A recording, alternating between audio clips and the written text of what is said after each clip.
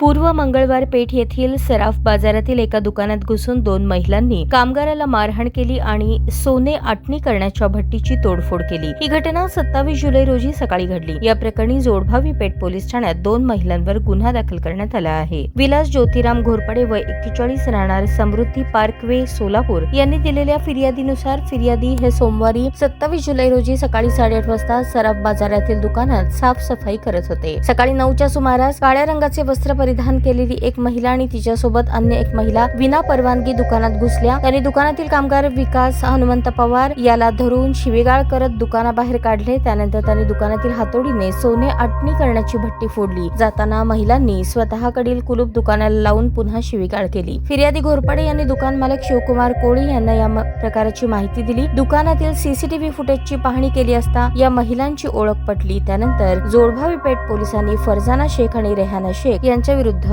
गुन्हा दाखल केला आहे।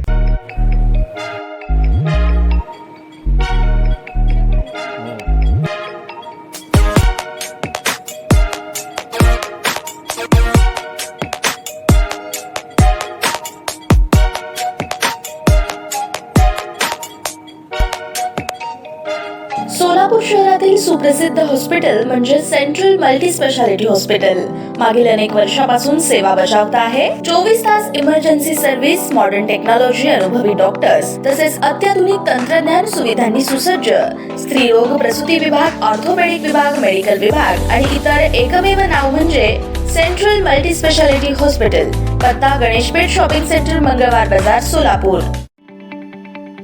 ताज्या बातम्या पाहण्यासाठी प्राईम महाराष्ट्र न्यूज चॅनलला सबस्क्राईब करा।